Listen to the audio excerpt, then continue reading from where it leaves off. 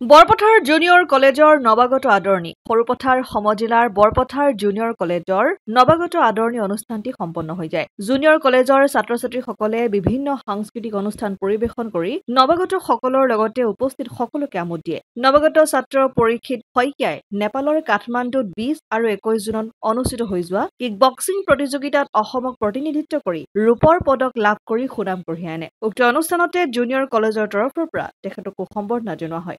পৰীক্ষিত শইকীয়া আমাৰ indoor kick boxing championship sports খেলিছিলোঁ মই বৰপথাৰ জুনিয়ৰ কলেজৰ ফাৰ্ষ্ট চেম বুলি ষ্টুডেণ্ট কিক বক্সিং চেম্পিয়নশ্বিপত খেলিছিলোঁ। ইণ্ডো নেপাল হৈছিলে নেপালৰ কাঠমাণ্ডু টিকাভৈৰৱত আমাৰ এই খেল অনুষ্ঠিত হৈছিলে। মই চিলভাৰ পাবলৈ সক্ষম হ'লোঁ। 2021 জুনত আমাৰ স্পৰ্টছ হৈছিলে। হ'লে গোলাপ দৈমাৰী ছাৰ উইয়ামঘাটৰ হয়, তেওঁ মোক ট্ৰেইন কৰিছিলে। হ'লে আমাৰ আকৌ নেক্সট স্পৰ্টছ আছে থাইলেণ্ডত ডিচেম্বৰ মান্থত হ'ব চাগে, এতিয়ালৈকে সঠিক হোৱা নাই ডেট। মোক মা পাপা সকলোৱে বা দাদা চবেই ছাপোৰ্ট কৰিছিলে হ'লে খেলিবলৈ যাবলৈ।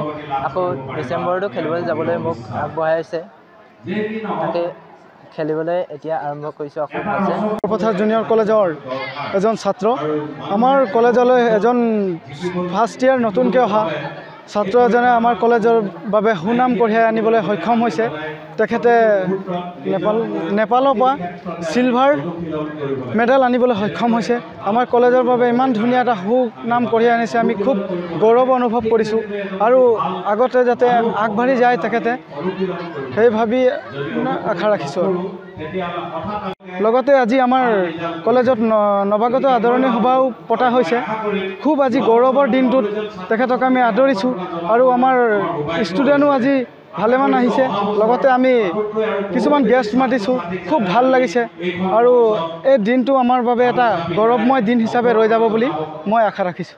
সৰুপথাৰৰ পৰা পৰাণ গোস্বামীৰ ৰিপৰ্ট, অসম আদিত্য।